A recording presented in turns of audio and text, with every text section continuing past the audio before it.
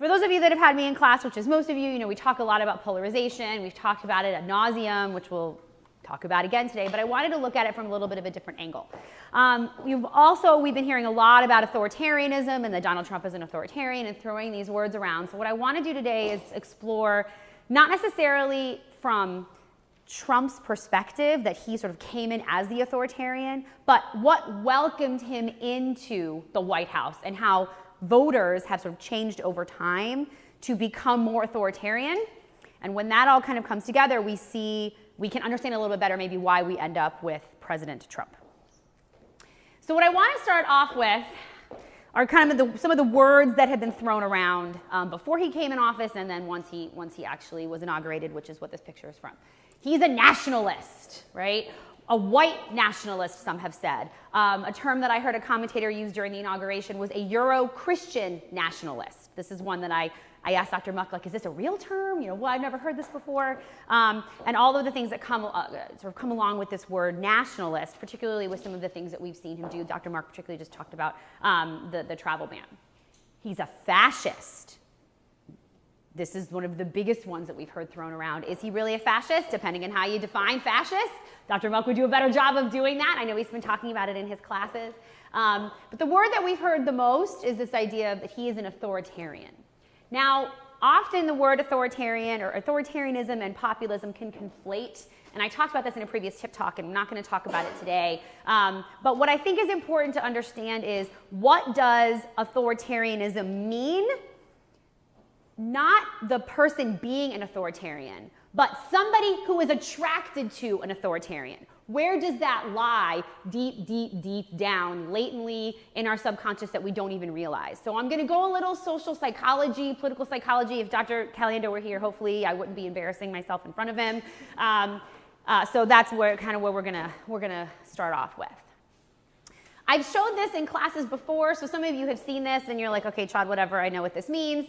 But I want to deconstruct it in a different way today. So the first thing to note here, this is looking at Democrats and Republicans, how close they are, like the mean Democrat and Republicans, which is voters or citizens, right? How close they are to each other, so how many are to the left and right of the median. And we can see over time that obviously we've gotten more consistently liberal, consistently conservative, and much more further apart from one another. Now, what we're going to dive into a little bit as we move on is that you see for 1994 to 2004, there isn't that much difference.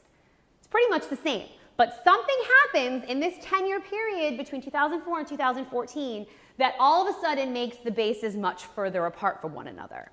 And we're going to talk about that, as I said, in just a little bit. And there's some research that helps us understand a little bit how that shift begins in 94. But there are things that happen here that make the shift, we see differences in voting behavior with that shift. We talk about polarization a lot.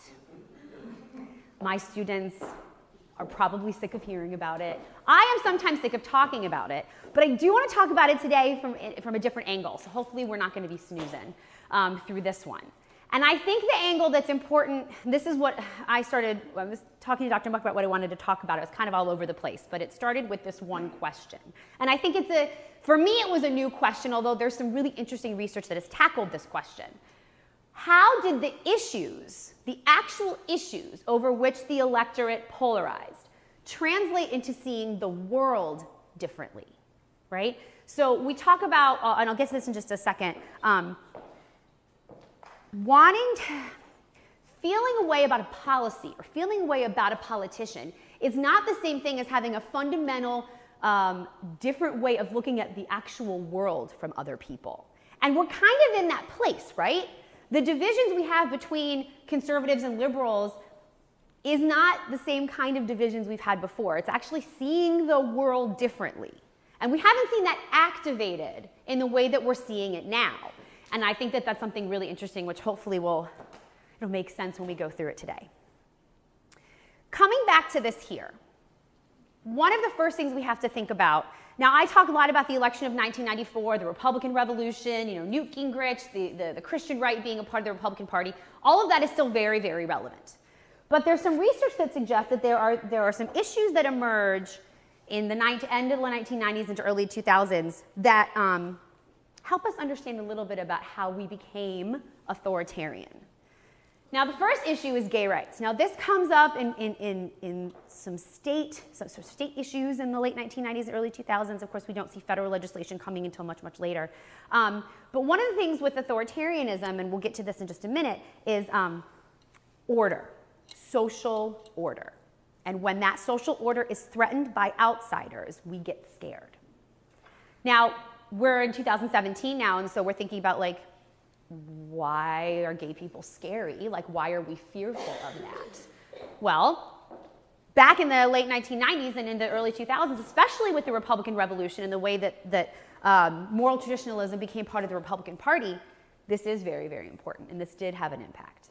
Maybe not as much of an impact as 9/11. Now, obviously, this is sort of the big thing hanging over in this time period when 9/11 happens, rocks us in a way that we hadn't been rocked before. And what I'll talk about later is you would think that this polarization would actually have started before 2004 because 9/11 happens in 2001. But it doesn't, and again, we'll talk about why. The other thing that comes up is immigration. Now, right now, we look at immigration and terrorism as almost the same thing, or at least in the same category. Wasn't necessarily the case back in the late 1990s and early 2000s.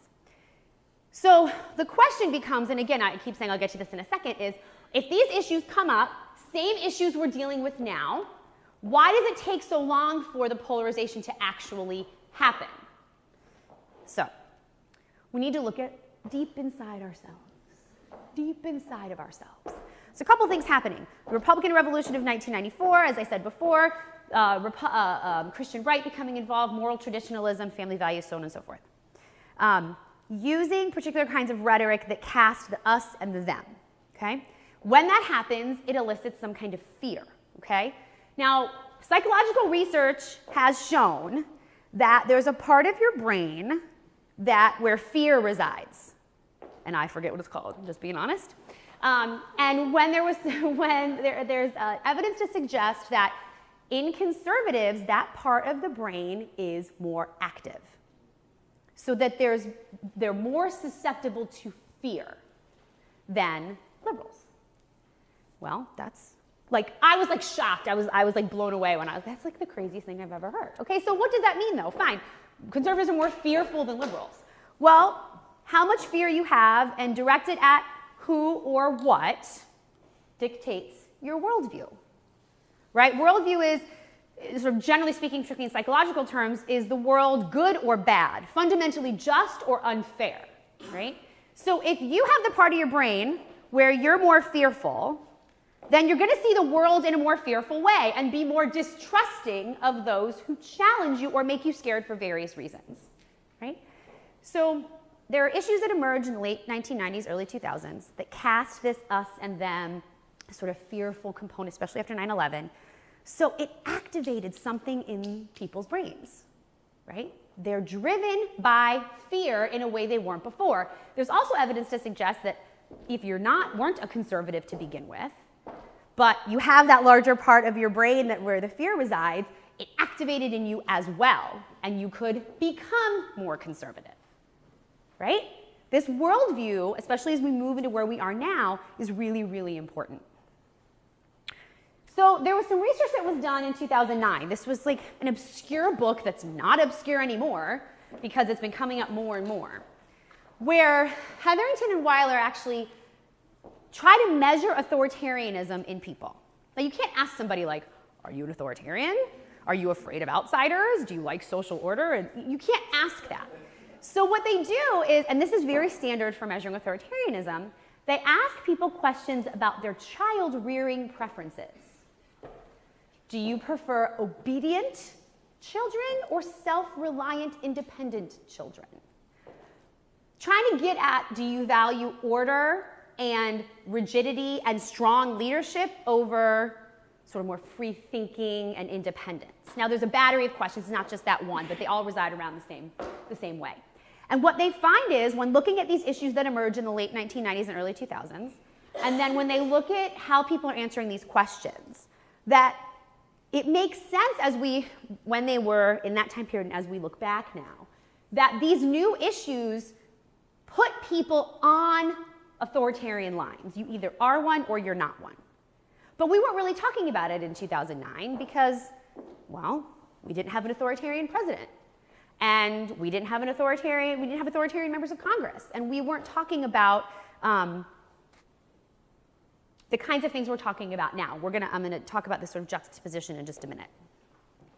When we think about what authoritarianism means, there's one main working definition, and I've said it before, but I think it's important to put up here.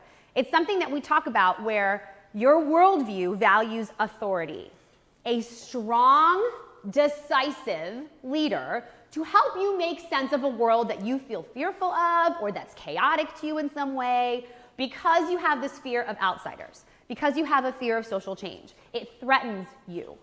So you search for a leader who can help you sleep at night. Even if that leader may make other people not want to sleep at night, it at least helps you sleep at night, okay? So let's go back to this here. Now we can have a conversation about what happens between 2004 and 2014 that activates this authoritarianism. Like, why do we see this big polarization because of these issues and maybe this changing worldview? Well, the first thing is, how satisfied are we with what's going on in the United States? Well, we're like feeling pretty good. We started in 1994. Like, actually, we're feeling pretty good. Like, things are going pretty well, okay? Even after 9/11, we're still feeling pretty good. But then there's a precipitous drop. And there's something kind of important that happens in November of 2008. And someone kind of comes in office in January of 2009. That can evoke fear, right? That can make you question social order and all the things that come from that. So we can see how there'd be an activation that happens after President Obama is elected, okay? When we think particularly about the things that would make us the most fearful, and we look at 9/11 as sort of this watershed moment, as we get to the end of Obama's presidency, we're in a place now where we don't have any faith in the way that the government is handling the fight against terrorism. We are scared. We have a weak leader who doesn't make us feel safe. So we're right at the edge of an election where maybe we want to pick somebody who's actually going to make us feel safe.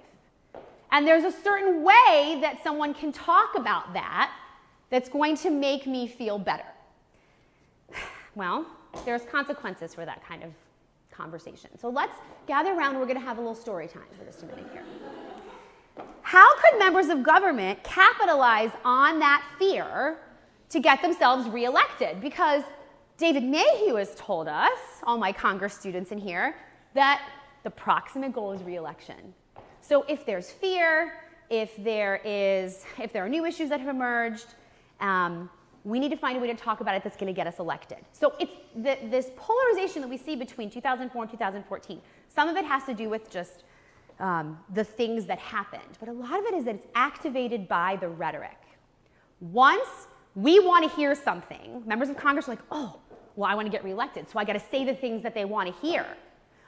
We got to move further to the right in this case. I guess that would be your right. Further to the right in this case, in order to make sure that we're going to continue to get reelected. Because that is what members of Congress want. They want to get reelected. So as we move into electoral cycles, if they want to get reelected, they're going to have to use rhetoric that reinforces this newly bubbling up authoritarianism in the voters. Because that worldview is now changing, right? The fear in the brain is, firing on all cylinders. President Obama under heavy scrutiny for his response to ISIS. Some critics going deep, saying the president is just not strong enough to take out the evil terror group. One congresswoman going even further, saying President Obama is so weak that it's actually encouraging ISIS. That congresswoman, Tennessee Representative Marsha Blackburn, is here to go on the record. Good evening. Good evening. So do you stand by that? I do. Why? I certainly do. Because when there is a void of leadership, somebody is going to fill it. And that always happens, Greta. And what we see now is we have a leader who has become the fearful leader. And people know that he's timid.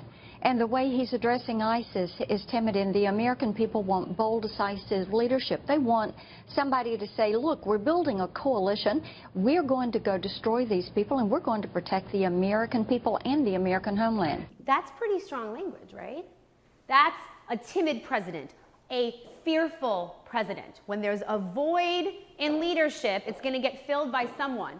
It's going to get filled by something. Now, she's saying, like, ISIS is going to fill it, right? But the voters, particularly the ones with that authoritarian sort of part of their brain, is saying, oh, well, we can't have a timid leader. We can't have a fearful leader. We want someone who is going to destroy, right? What did Ted Cruz say? See if sand glows, right? We're going to carpet bomb Raqqa and see if sand glows, right? That makes us feel good because we feel like there's someone to take care of us.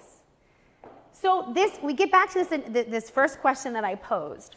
How do the issues help us understand the way that we see the world differently?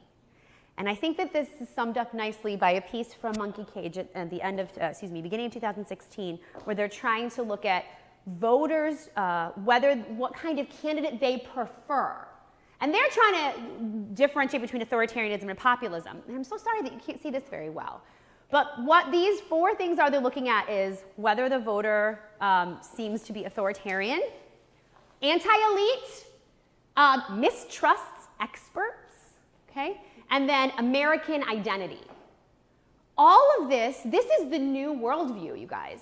These are the things that now break us apart into these 2 different worldviews. And we can see that if those that prefer Donald Trump had more of those particular traits than any of the other candidates. So I hope this helps us understand how issues, polarization, worldview, and authoritarianism got us to a place where we are now. Thank you so much.